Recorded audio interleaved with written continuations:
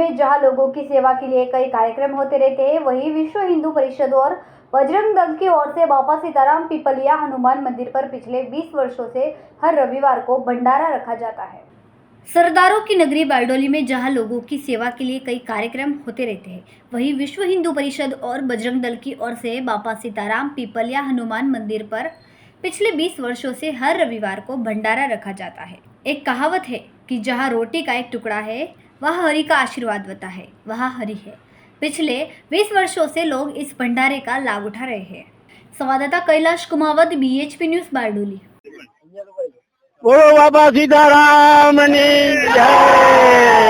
આજે આ ભંડારા નિમિત્તે છેલ્લા 20 વર્ષ થયા અમે આ બાપા સીતારામના મંદિરે આ ભંડારો ચાલુ કરી, એમાં ખીચડી અને છાશ અને આ રીતે અમે ખૂબ જ ગરીબોની સેવા કરીએ છીએ। તો આ રીતે દરેકને આ રીતે અમારો સાથ અને સહકાર છે। યજમાનો પણ સારો એવો અમને સાથ અને સહકાર આપે છે।